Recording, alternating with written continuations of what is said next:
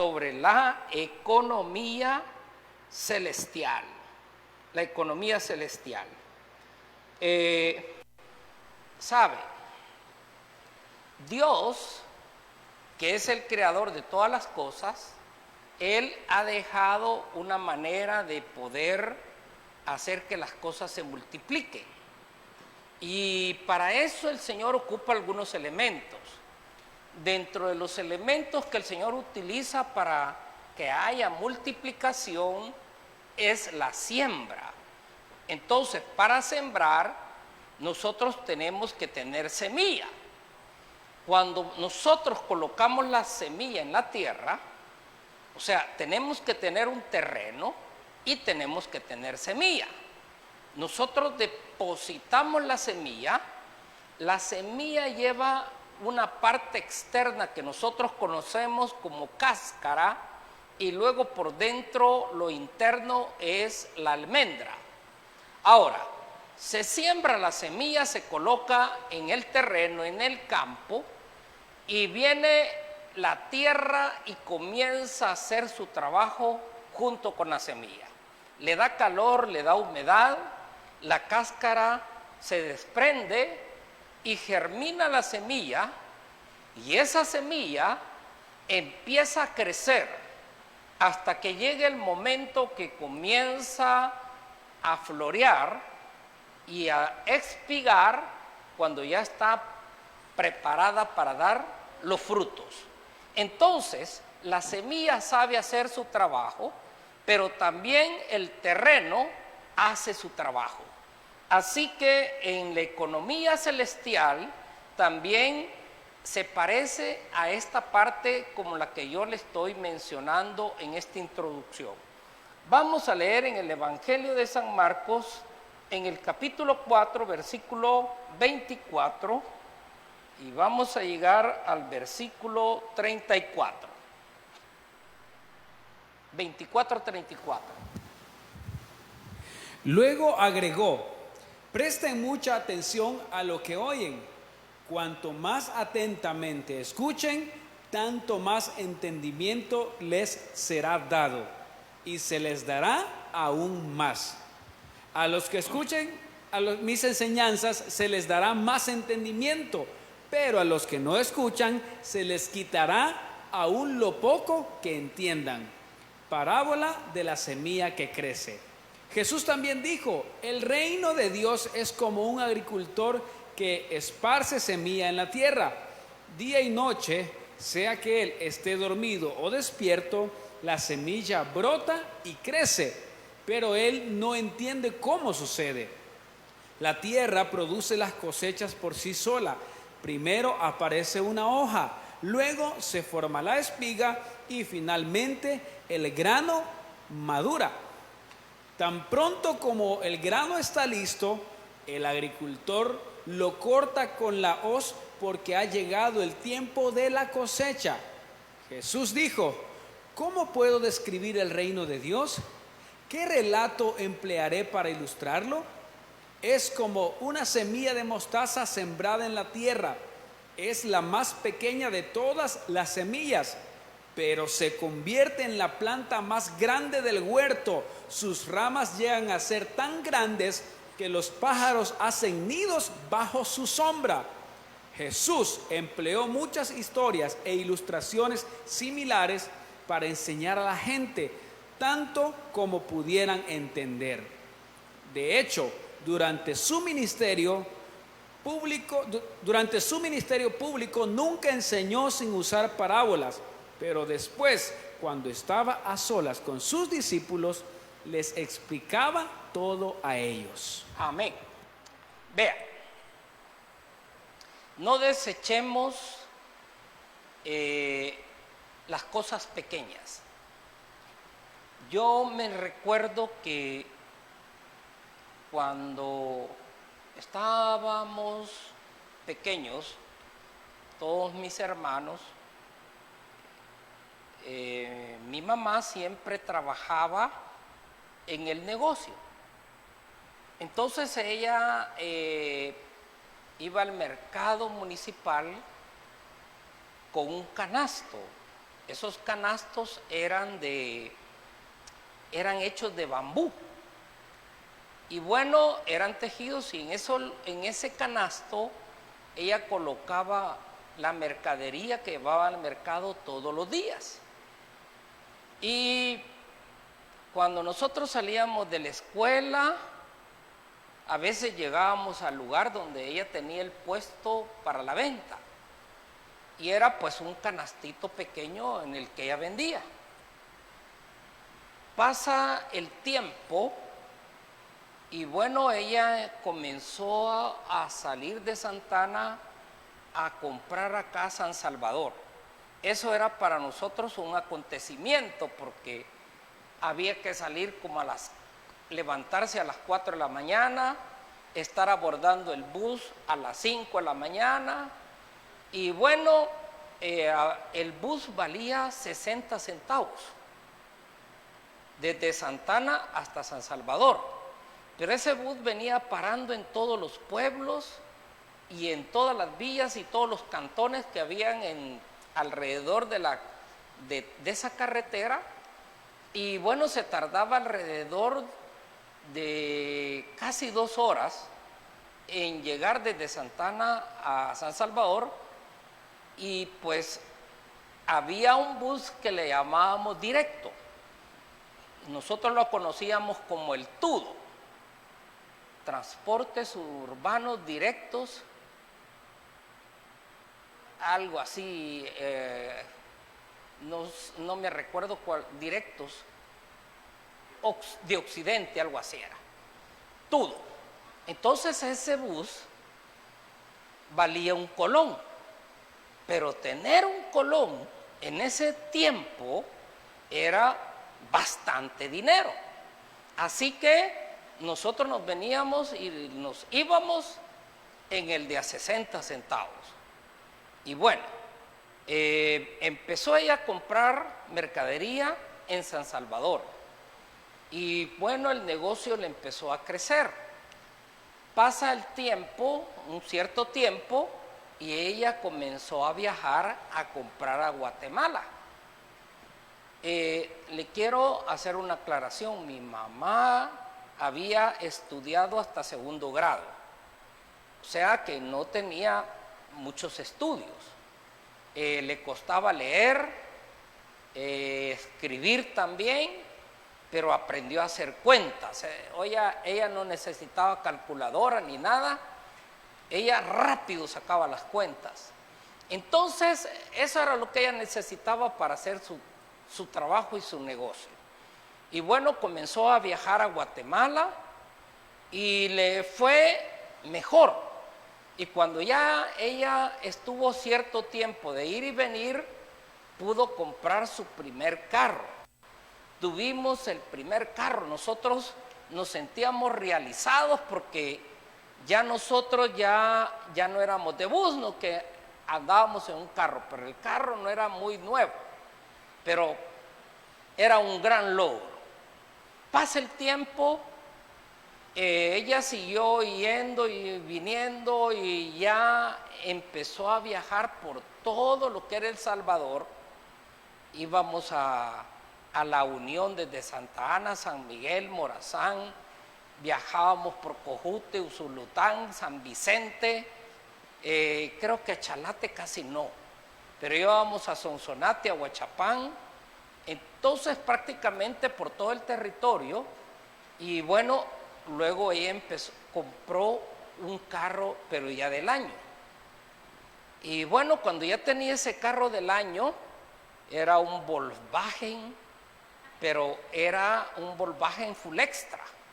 Ese carro nos encantaba porque era muy suavecito y mucho más cómodo. Y ella da el paso y comienza a viajar a México. Y comenzó a hacer negocios en México. Y bueno, un día dijo ella, pues vamos a construir la casa. Compró el terreno, lo compró al contado. Y como 1 año después de haber comprado el terreno, construyó la casa. Miren, realmente era una casa exageradamente grande. era como para que viviera un ejército. Y bueno, cuando ella construye la casa, sucede que mi hermana se fue de la casa. A los 3 años de que mi hermana ya se había ido, nosotros éramos solo 3 hermanos, mi hermano se casó y se fue también de la casa. Entonces solo me quedé yo en la gran casa. Y pues a mi mamá entonces le estaba yendo mejor y mejor y mejor, y el que se daba la gran vida en la casa era yo, porque yo agarraba todas las cosas que ella tenía, y bueno, prácticamente me recuerdo que fue ya una vida a un nivel diferente del que habíamos conocido. Pero luego de México, ¿qué sucedió? Empezó a viajar a los Estados Unidos. ¿Y sabe cuál fue el negocio que ella comenzó? Empezó a traer camiones, cabezales. Y bueno, sucede que llegó un momento en que en un cabezal se montaban otros 3 más. Y era una trenza de camiones los que se traían.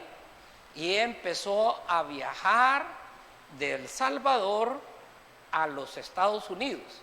Y claro, pues ella no hablaba inglés y hacía tratos con los americanos. Y entonces por señas hacía los tratos. Y bueno, le entendían al final. Y de esa manera fue que ella nos pudo sacar adelante, nos pudo ayudar, nos levantó y nos llevó a un nivel de donde nosotros vivimos, en lugares marginales a lugares ya donde eran exclusivos. ¿Y cómo lo logró? Era desde algo pequeñito, pero ella se tuvo fe, se tuvo confianza, no la detuvo de que no tenía título, de que no tenía roce social. ¿Qué era lo que había en ella? Un espíritu indomable, un espíritu de querer salir adelante. Y sabe, nos educó y nos sacó adelante sin mi papá, ella sola. O sea que nadie te puede poner límites a menos que tú solo te los pongas.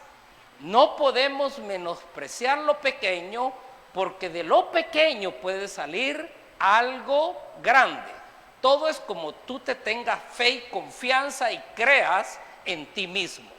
El que te puede detener sos tú mismo. Pero si en ti hay un deseo, un anhelo de quererte superar, deja de estarte quejando del trauma que no tuviste papá, que no tuviste mamá. Yo tenía papá, pero como que no lo tenía, porque no estuvo con nosotros cuando estábamos creciendo, cuando nosotros estábamos ya yendo a la universidad, tampoco estuvo con nosotros, pero en realidad mi mamá fue más que suficiente. Una mujer dispuesta, una mujer que se proponga, no necesita de nadie. Si Dios está con ella, que más que suficiente.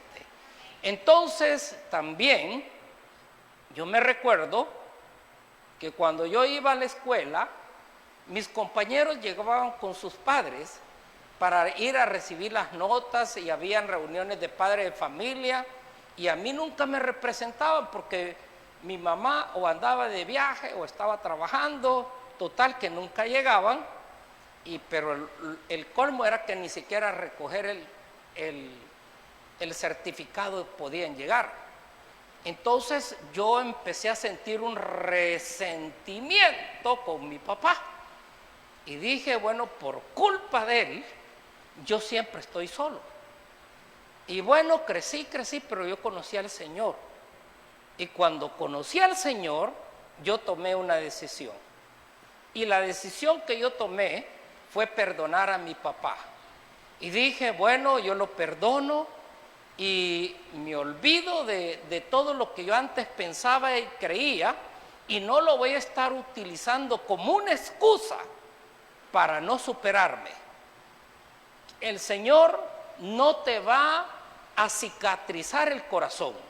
El Señor te va a poner un corazón nuevo porque no te va a dejar ninguna marca en tu corazón. Eso es lo que Dios hizo. Dios me cambió el corazón y se fueron todos los resentimientos, todos los dolores y aquellas cosas que le agarran broncas, porque el diablo lo ministra a uno en la juventud y uno se vuelve rebelde. Uno quiere trasnochar, uno quiere tener carro, quiere tener moto, quiere tener avión, quiere tener yate porque los ve en la televisión y cree uno que uno puede ser el artista que sale en la televisión. Si ellos no son dueños de los yates, se los prestan. Ellos no son los dueños de los carros, esos carros son alquilados solo para hacer el acto, pero uno cree que ellos son los campeones, que ellos son los dueños de la residencia, que ellos andan con esas mujeres irresistibles y esos hombres, ¿verdad?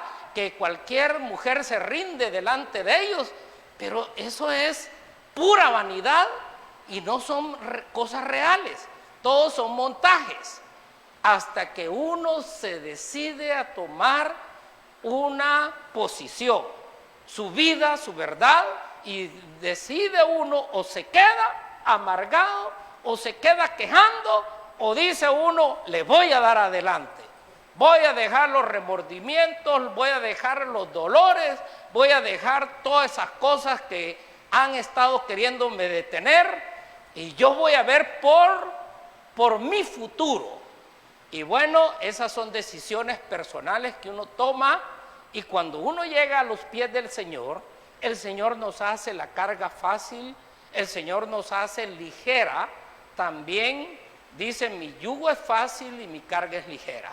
Así que el Señor nos ayuda para que salgamos adelante. No tenemos por qué vivir y quedarnos donde estamos si usted no está satisfecho. Usted puede cambiar las cosas cuando usted toma una decisión. Y bueno, pues me recuerdo que gracias a Dios los tres salimos adelante. Ninguno de nosotros salió delincuente, gracias a Dios, aunque no teníamos papá, ¿verdad? Pero no fuimos delincuentes, y ya mayores. Yo un día me encontré con mi papá y yo pude hacer una relación con él, y como que nunca había sucedido nada hasta que el Señor se lo llevó. Mantuvimos una buenísima relación, nunca le reclamé nada y él trató de compensarme en todo lo que él podía, en sus recursos y en sus posibilidades, porque él sabía que no había hecho bien las cosas, pero él se trató de ir, como se dice, él se quiso reivindicar de lo que había pasado. Y bueno, gracias a Dios que pienso que lo logró, lo hizo. Mis hijos es el abuelo que más quisieron, a mi papá. Entonces, siempre tenemos grandes recuerdos de todo eso que pasó. No menospreciemos las cosas pequeñas. ¿Por qué? Porque eso pequeño que se ve puede llegar a ser grande. Cuando estamos leyendo la palabra de Dios, estamos viendo esta parábola, que es la parábola del sembrador, donde el Señor dice que el agricultor siembra la semilla, y como él sabe que ha sembrado, ¿qué es lo que está esperando él después de haber sembrado? Él sabe que va a cosechar, sabe que va a cosechar. Entonces, el Señor enseñaba a sus discípulos, y aquí hay algo. Fíjense que el Señor tenía varios grupos. Tenía un grupo de 3, tenía un grupo de 12, tenía un grupo de 70, tenía un grupo de 120, tenía otro grupo de 500 y tenía un grupo de 5,000.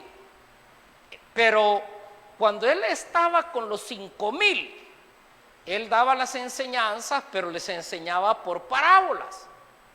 Entonces muchos se quedaban mareados porque no entendían lo que el Señor estaba enseñándoles, ¿verdad? Pero ¿cuál era la ventaja que tenían sus discípulos? Usted lo puede ver en el versículo 34, donde dice, de hecho, durante su ministerio público, nunca enseñó sin usar parábolas. O sea, a las multitudes, el Señor les enseñaba por parábolas. Pero después, cuando estaba a solas con sus discípulos, les explicaba todo a ellos. Quiere decir, fíjese, yo me recuerdo que cuando yo era miembro de la iglesia, a mí me gustaba mucho servirle a mi pastor. Siempre el servicio me gustó. Entonces, ¿cómo yo hacía el servicio a mi pastor? Pues yo le compraba cosas que a él le podían gustar. Le llevaba frutas, lo invitaba a comer, lo llevaba al mar a pasar el día y lo llevaba con toda su familia. Y la familia del pastor no era pequeña, eran 3 muchachos y él y su esposa. Y bueno, yo tenía todavía los 2 pequeños y los 2 éramos 9. Había comprado una camioneta grande, esas que les dicen vans, pero era una camioneta preciosa. Y en esa camioneta nos íbamos con el pastor desde las 7 de la mañana a desayunar en el camino. Y luego que estábamos allí desayunando, nosotros hacíamos algo. Salíamos y nos íbamos a Salinitas y pasábamos allí en esos lugares a la orilla del mar. Pegaba una brisa que entraba deliciosa en esos kioscos y ahí habían cocinas y pues allí hacíamos asados, llevábamos cajas de gaseosas y todo a que comieran, atenderlos. Y eso lo hacíamos casi cada 15 días. Y lo hicimos por años, porque a nosotros nos agradó atender a nuestro pastor. Y yo llegaba literalmente a lavarle el carro. Le ayudaba en el ministerio en lo que él me pusiera. Si me decía, quiero que usted se encargue de la clase para los hombres, entonces yo le daba clase a los hombres. Quiero que me ayude y haga tal cosa, lo que él me mandara, y bueno, que tengo una célula. Yo tuve 3 células en una misma semana, pero no era rueda de caballitos.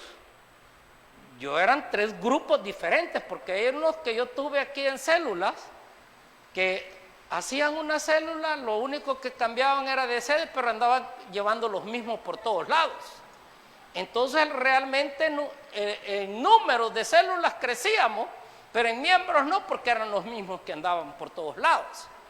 Entonces, la cuestión es que en esos momentos en que estábamos en que compartíamos la mesa, en que íbamos en el carro, allí el pastor me enseñaba y tocábamos temas que no los tocaba él en público, pero que a nosotros de manera particular, separada, nos podía ministrar.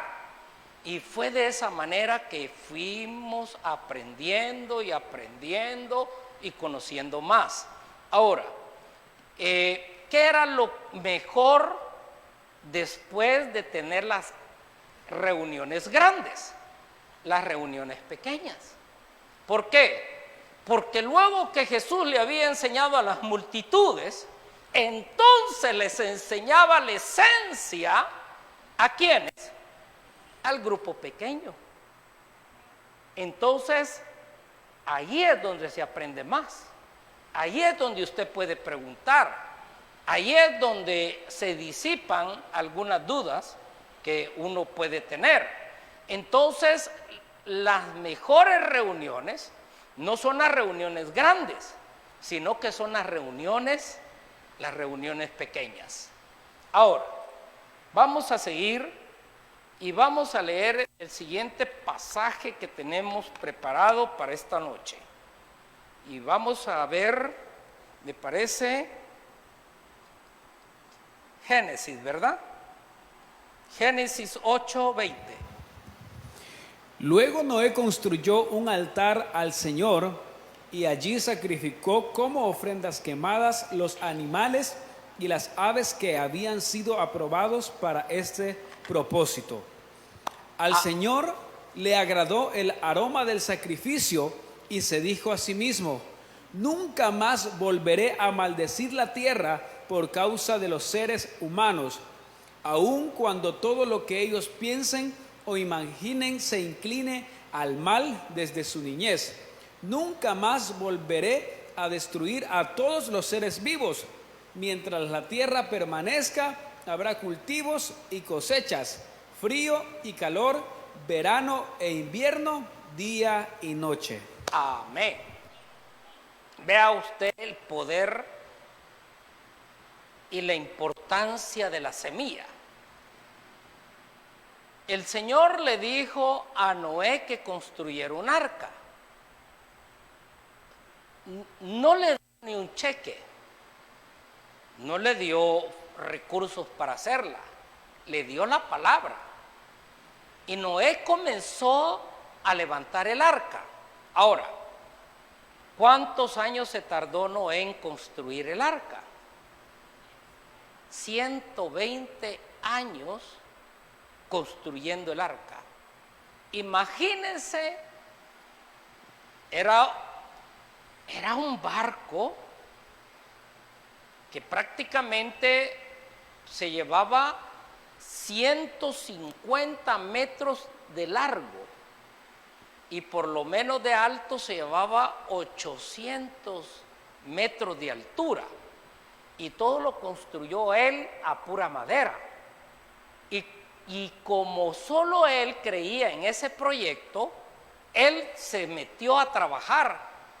Y bueno, 120 años trabajando en la construcción del arca. Ahora, cuando viene el diluvio, que llegó el momento para lo cual esa arca fue construida, ningún hombre quiso entrar. Solo Noé, su familia, que era un total de 8 personas. Entran al arca y bueno, nosotros sabemos que los animalitos entraron todos y Noé con los animalitos y su familia entraron al arca cuando cayó el diluvio, que duró 40 días. Nosotros sabemos 40 días, de ahí viene la palabra cuarentena. Entonces, Noé estuvo en cuarentena 40 días en esa arca. Ahora, durante 40 días no había lugar donde esa arca pudiera llegar para que ellos desembarcaran. Fue hasta ese último día de los 40 del diluvio que Noé pudo llegar a tierra firme. Ahora, como toda la tierra fue anegada de agua,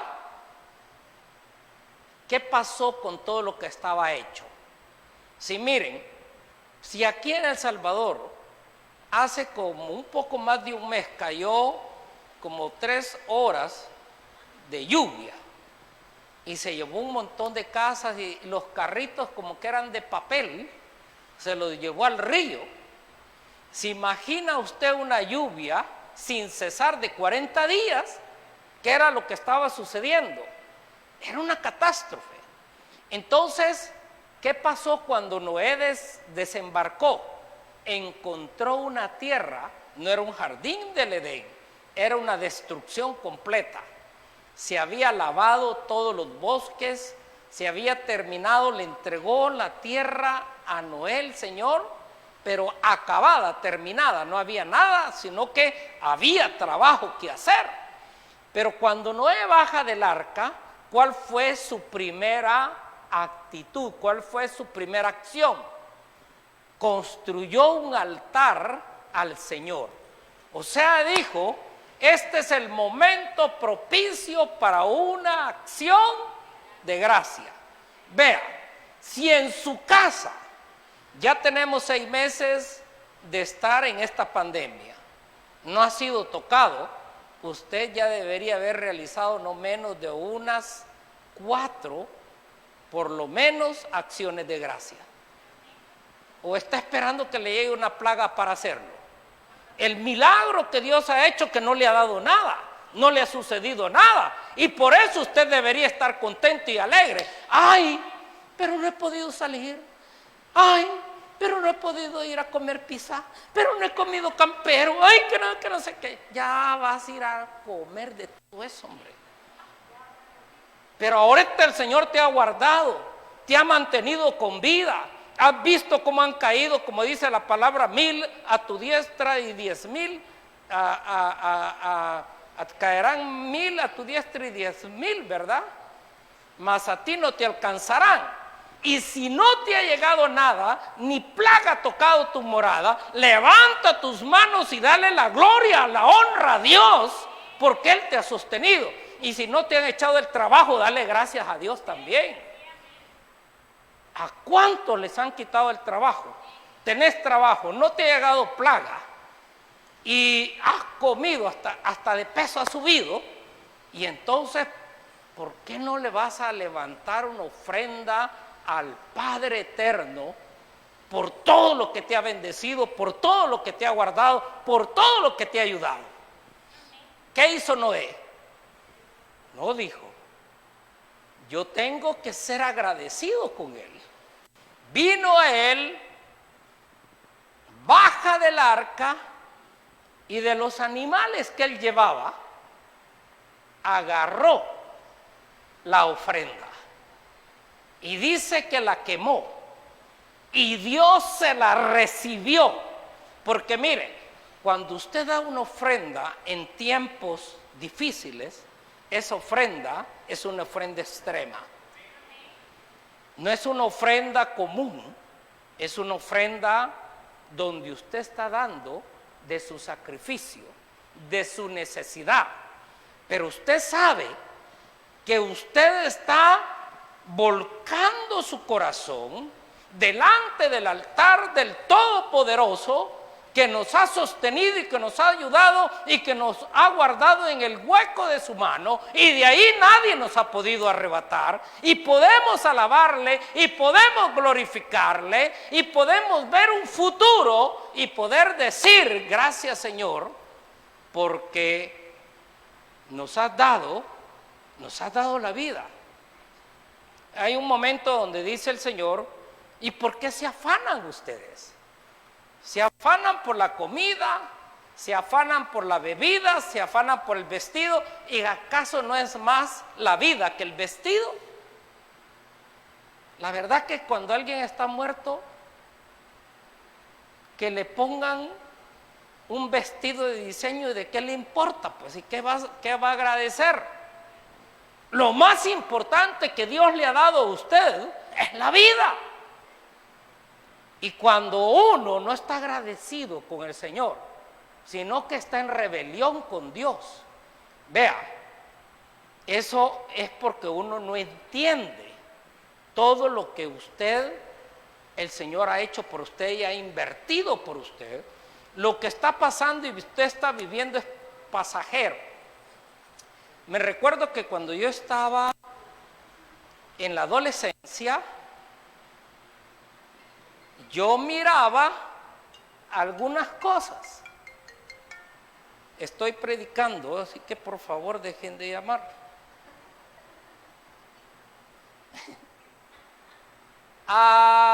Entonces me recuerdo que yo miraba que mis vecinos tenían patines y yo apenas tenía un par de zapatos para todo el año. llegaba diciembre, todos reventaban cohetes. Yo los que reventaban eran los que a ellos no les reventaban. Entonces uno anda buscando en los escombros y hay cohetillos ahí que encuentra vivitos y ya los iba a reventar. Y cosas por el estilo que nos pasaban y sucedían porque hay un tiempo de escasez, eso es lo que le quiero decir. No teníamos para el bus, no nos daban para llevar para la escuela, o sea, no había ni siquiera para un refrigerio en la escuela, así que lo más que podíamos ir era tomar agua del chorro, porque antes no había agua cristal, todos tomábamos agua del chorro. Entonces eso era lo que nos platicaba. Pero ¿qué pasa? Todo es temporal, todo es pasajero. Y yo me recuerdo que cuando me gané la beca para ir a estudiar, eso le voy a decir, cuando usted tiene ganas va a buscar dónde superarse. Y a mí mi papá ni mi mamá me llevaron a buscar esa beca. Yo me fui a conseguir esa beca y me fui a hacer el examen. Y gracias a Dios que quedé. Pero luego había que sostener la beca. Y se ganaba trabajando con el azadón, trabajando con la cuma, trabajando. Nosotros íbamos a la zafra de caña a llenar los camiones de caña, a volar los cañales y a topar esos camiones de caña, a porrear maicillo. El que no ha porreado maicillo no sabe lo que es la vida, porque solo por lavar platos se ponen a llorar. Ay, me pusieron a lavar platos, me pusieron a barrer, no me quieren. No, hombre, usted no sabe lo que es la vida buena. A porrear maicillo. Mire que cuando le llegue el ajuate a usted y le empieza a picar el cuerpo, si usted se toca, usted se empeora. Entonces se la tiene que aguantar usted solito y le agarra a uno calambrina cuando está aquella picazón desde la cabeza hasta los pies. Y si usted se toca, usted se metió en un gran problema. Si usted no ha ordeñado vacas, si usted no ha curado cerdos donde están la miasis, donde están los gusanos vivos, y el veterinario metía el dedo en los gusanos, hoy sigue usted, y usted empieza a meter el dedo, a sacar aquella gusanera, y el veterinario riéndose porque usted está aprendiendo. Cuando usted no le ha tocado ir a hacer lo que se le llama, cuando ya el maíz está listo y uno le llega a eso se llama el doblado, a doblar y después a sembrar frijol, y no ha vivido todo eso, entonces uno pasa, ay, qué sufrido, y pintándose las uñas. Y solo viéndose en el espejo, no me queda bien por aquí, tal vez por allá. Por esa razón se pasan quejando porque la pasan bien. Pero el que le ha tocado sufrirla, aguantarla. Y bueno, hay que rendir también en las notas, no solamente trabajar, sino que hay que sacar buenas notas, porque si no la beca se acaba. Entonces, todo ese tipo de trabajo, de esfuerzo, le van dando carácter. ¿Y sabe qué? Que cuando ya usted sale y comienza a ofrecerse en los diferentes lugares y lo llaman y recibe su primer cheque. ¡Ja! Mire, a mí me dieron mi primer cheque, el primer pago. Me recuerdo que fue en un mes de julio de 1978. recibí ese cheque. Y cuando era diciembre de ese año de 1978, compré mi primer carro de agencia.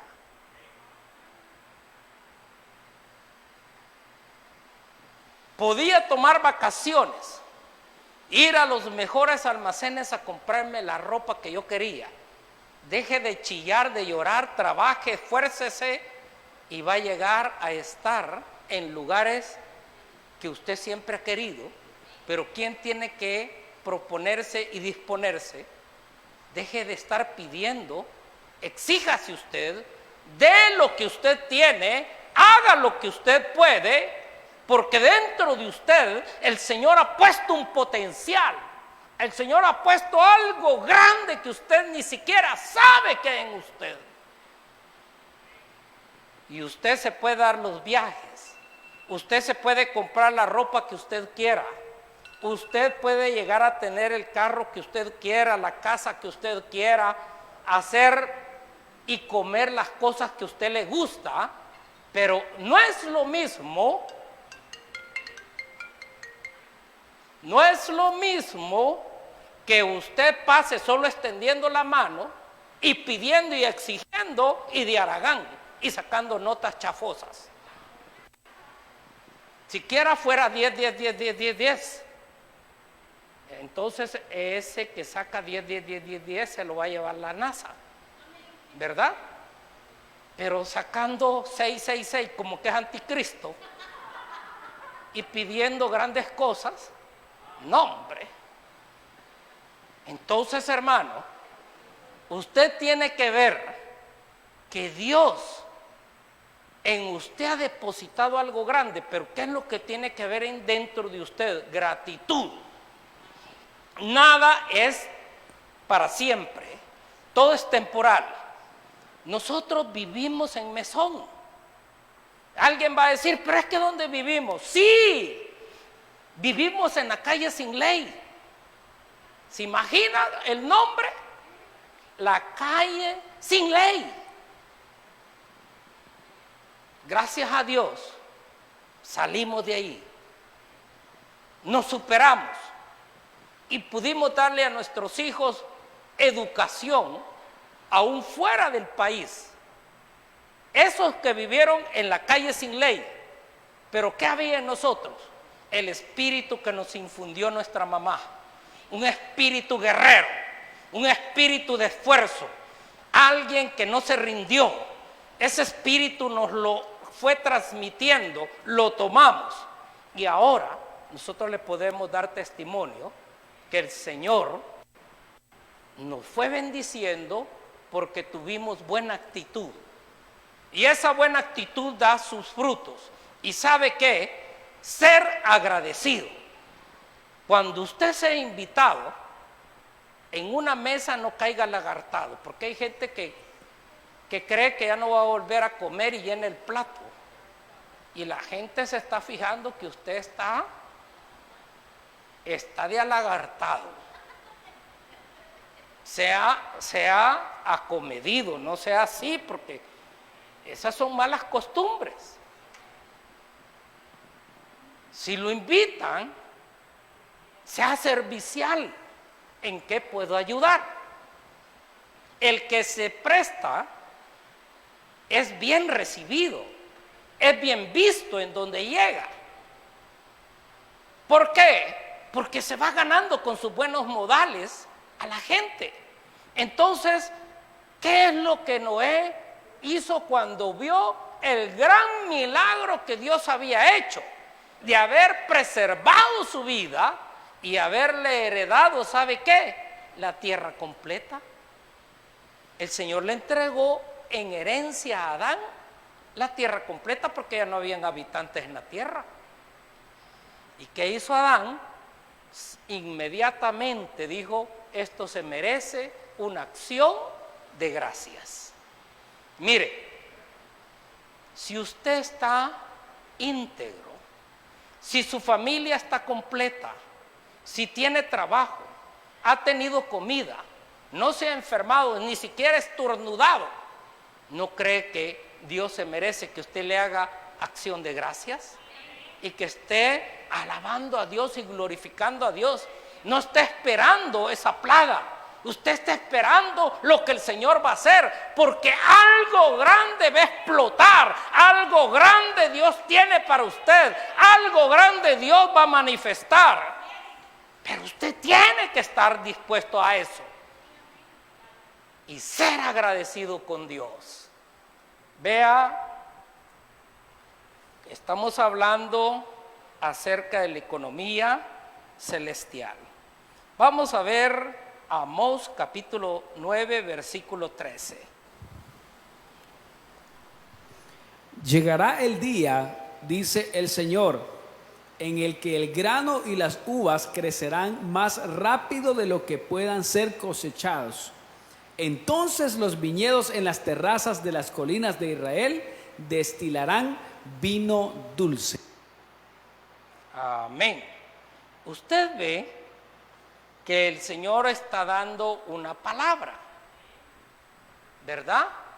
Y la palabra es que viene el día en que el grano y las uvas, o sea, la semilla y el fruto, fíjense, semilla y fruto, crecerán más rápido que lo que puedan ser cosechados. O sea que va a sobrepasar la cosecha a los que cosechan. ¿Qué significa? Sobreabundancia. El Señor lo va a sobrepasar, lo va a sorprender. Entonces usted no ha visto esos días de sobreabundancia. Pero el Señor tiene preparado algo. ¿Por qué? Porque Él sabe lo que usted ha sembrado. Usted sabe lo fiel que usted, el Señor sabe lo fiel que usted ha sido. El Señor sabe cómo usted le ha servido. El Señor conoce su corazón y Él tiene para usted algo que le sorprenderá. Y es que le van a venir cosecha tras cosecha tras cosecha, así como cuando el mar está tirando un tumbo y viene otro tumbo. Yo no sé, pero hay veces que uno se está bañando y mira cuando está tumbeando. Y usted calcula uno y sale, ¿verdad? Y calcula otro y sale, pero hay un momento que de repente hay un tumbo que usted no esperaba. Y cuando usted va saliendo, ¿qué pasa? Le cayó el otro. Y no le dio chance de salir. ¿Y qué pasa uno? No vaya a haber otro, porque el otro sí me lleva. Un tercer tumbo, o sea, un segundo lo puede aguantar uno, pero ya otro de sorpresa ya lo mete en problema. Entonces, ¿qué está diciendo el Señor? Te voy a mandar un tumbo tras otro tumbo, tras otro tumbo. ¿Para qué? Para sorprenderte. ¿Por qué? Porque te he visto sembrando, te he visto fiel, te he visto agradecido, te he visto que tomas iniciativa, he visto que no sos pervertido para hablar, has creído en mi palabra, te has mantenido en mi palabra. Y yo, en este tiempo, te voy a mandar una cosecha.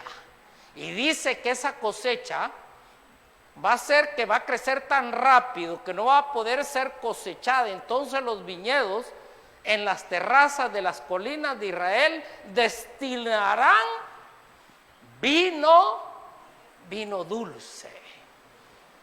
¿Sabe? Cuando uno está en aprietos nadie lo visita.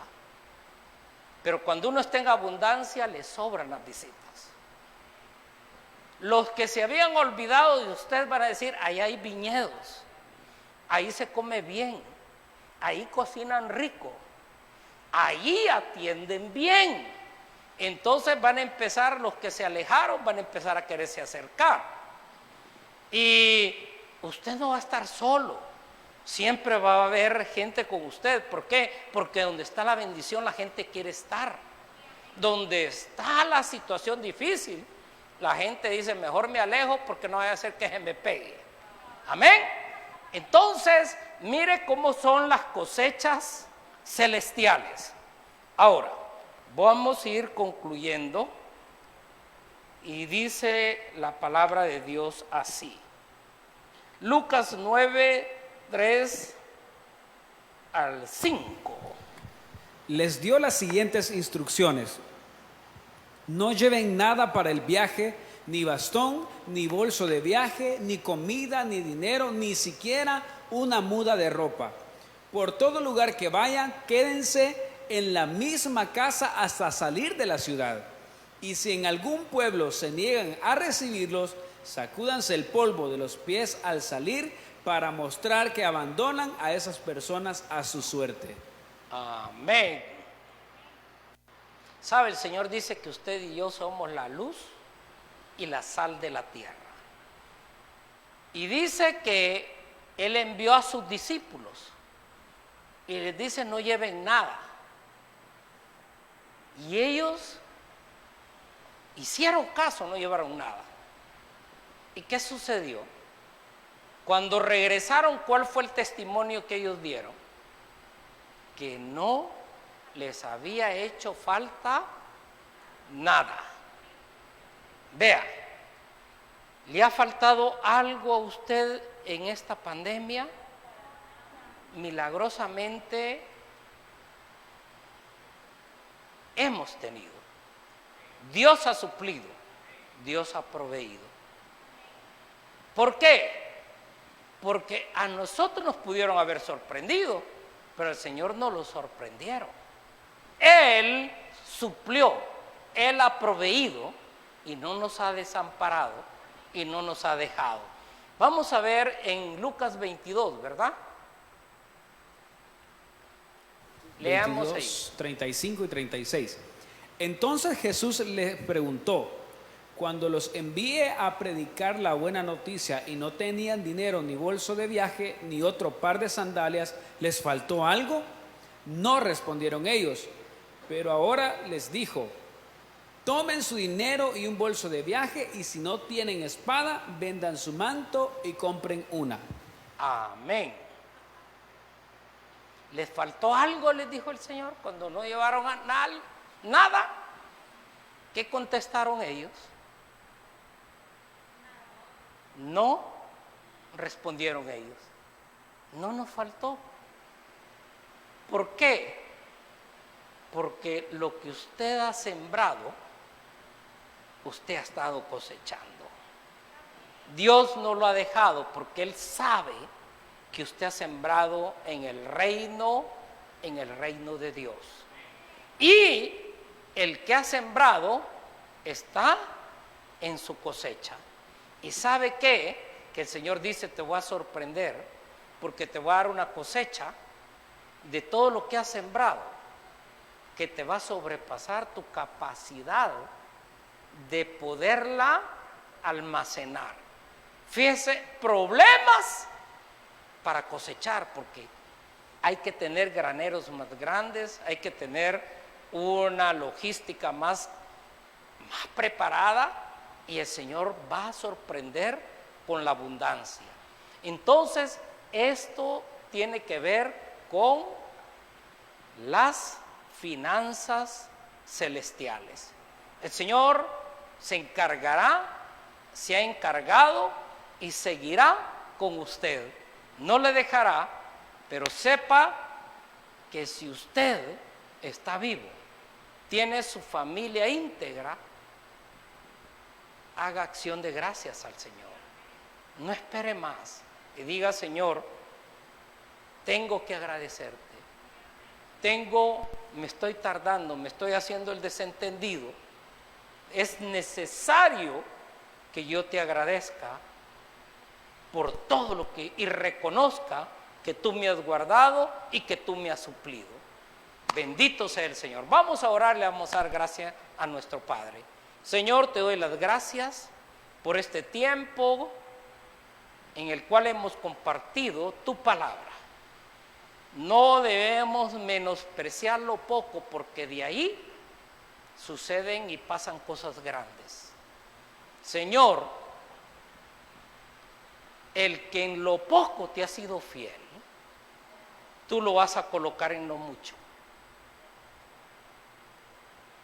Y que aquel que en lo poco te fue infiel, pues no califica para las cosas mayores. Pero yo sé, Señor, que tú nos has dado revelación y entendimiento Y sabemos que toda bendición viene de parte tuya. Y que toda maldición viene de la fuente de las tinieblas. Pero nosotros hemos sido redimidos de la maldición para ser herederos de la bendición de aquel que nos heredó la bendición. Somos bendecidos por el Padre Abraham en Cristo Jesús, Señor nuestro. Las bendiciones nos siguen y nos alcanzan. Somos benditos en la ciudad como somos en el campo. Somos benditos cuando estamos trabajando. Cuando vamos de regreso a la casa somos benditos. Cuando te servimos estamos en bendición.